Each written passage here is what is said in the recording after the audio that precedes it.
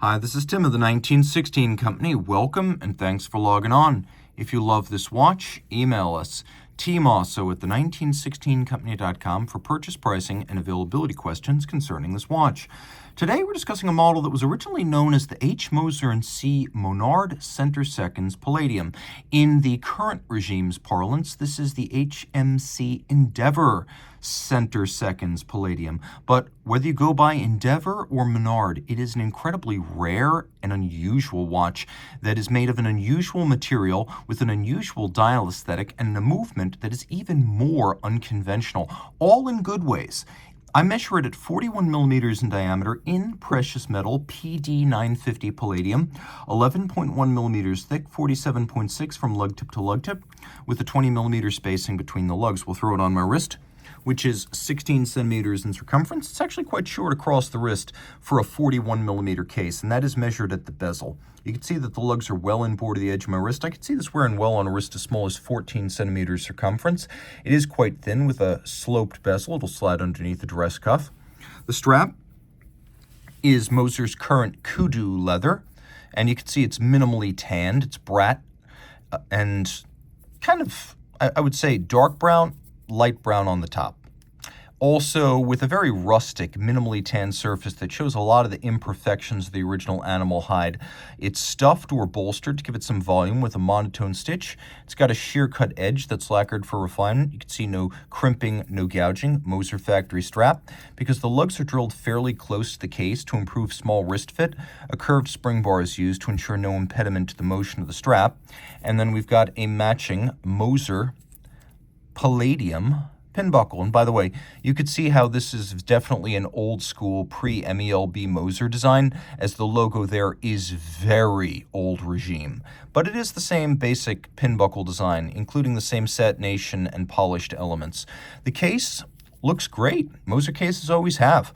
Of course, a platinum family metal. Palladium is, I would compare it to gold in weight, but it's comparable to platinum in color. It's bright white. We have these incredibly deep, scalloped, hand-finished hollows within the lugs, beautifully polished, and incredibly nuanced case. You can see that the bezel has a little bit of a concave profile to it, and then we have a vertical satination at the mid-case. We also have a Moser-branded crown that's conical with knurling. You can see there's a little bit of an outer flange to the bezel before the concave profile. We have a crystal that is sapphire and slightly cambered, and then a dial with a fume fade. Moser has long been into fume fades. It's not necessarily something that the current owners created. They went with wild colors, but Moser was always down with the ombre effect. We've got applique indices, which are, regardless of their size, faceted for better contrast, a lancet style counterweighted seconds hand, and feuille or leaf style faceted hour and minute hands.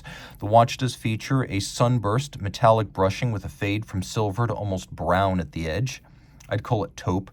We have a stop seconds function, and the setting action is robust. There's also admirably little motion to the crown. It feels solid when it's withdrawn. That's not always the case with crowns on luxury watches, so this watch feels as luxurious as its price indicates. On the reverse, you could see that we have relatively short and stubby lug profiles, and then a movement that's Moser's own HMC 343 manual wind 7-day power reserve rated, though in fact it'll run for almost 9. It's got a full bridge and a free sprung balance for shock tolerance. You've got twin mainspring barrels with golden chaton cups fixing the barrel arbors to remind us that this is how Moser pocket watches would have been made in the 19th century. We have a power reserve indicator on the back for the 7-day/9-day power reserve. Remember, 7 days chronometric. That's when it keeps the best time, though it won't actually stop for almost 9 days. So we've got a power reserve indicator, and this deceptively simple watch is actually a complication. We also have a slow beat rate of 2.5 hertz, 18,000 vibrations per hour. It's 6-position adjusted, which is one more than a standard chronometer. It is uncompromising. And then it pivots on 26 joules. So a note about this entire assortment, the balance, the hairspring, and the oscillators, the escapement, the balance, the hairspring, all of these things lift out as one unit. And so when you send this to Moser service at one of the regional service centers, this is the most time-consuming part to service and regulate. It can be swapped out for one that's already prepared, reducing service time and returning your watch to even sooner.